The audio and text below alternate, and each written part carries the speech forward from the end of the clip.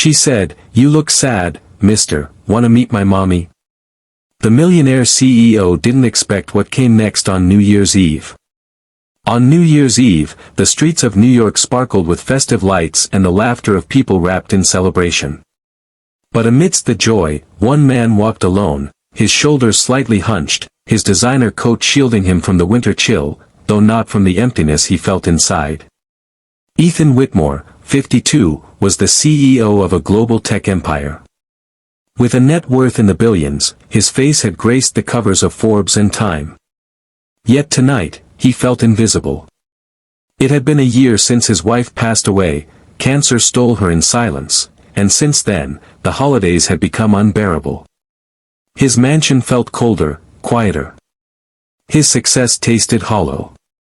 He wasn't looking for anything in particular when he stopped at a small neighborhood park, just to watch life unfold around him, kids playing, lovers walking hand in hand, families laughing.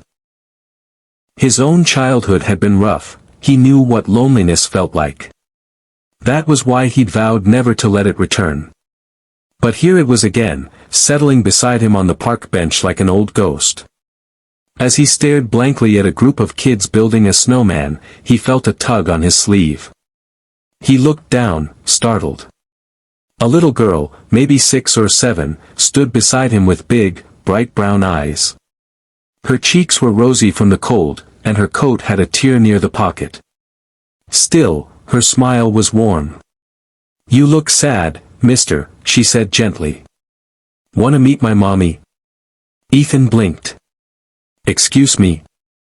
"My mommy says when people look sad, sometimes they just need some soup and a hug." "You want some soup?"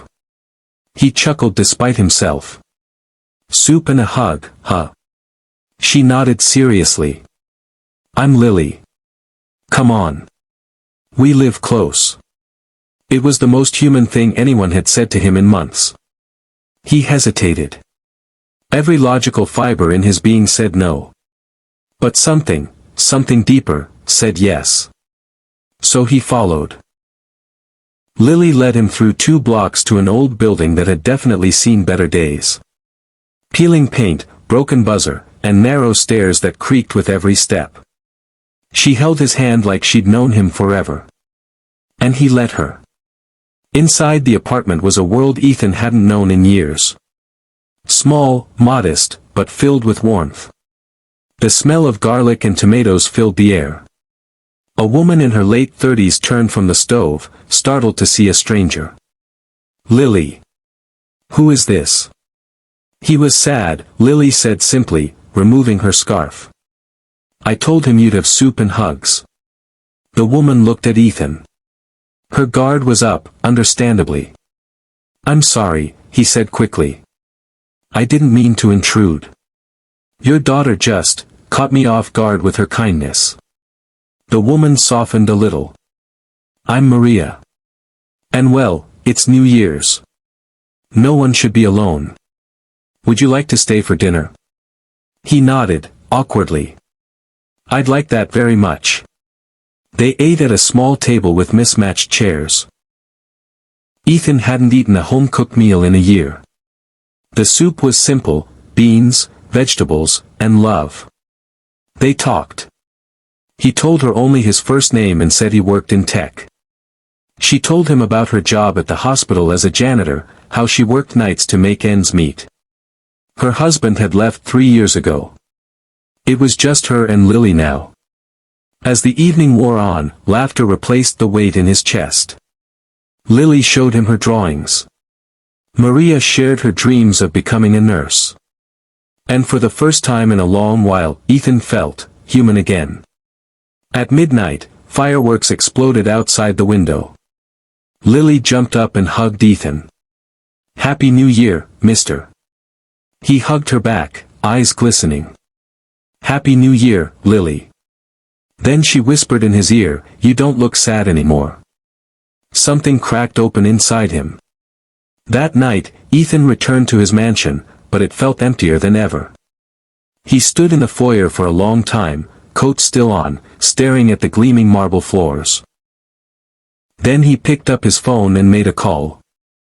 The next morning, Maria woke up to find an envelope slipped under her door. Inside was a note. Thank you for reminding me what matters.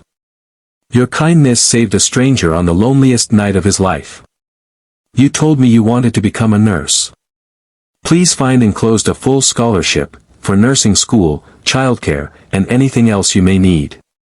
Happy New Year. There was also a check. Maria gasped. She counted the zeros, $50,000.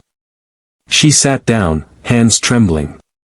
That same day, Ethan called a meeting with his board. We're starting a new initiative, he said.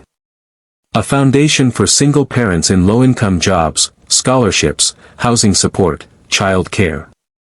It'll be called Lily's Light. The board was shocked.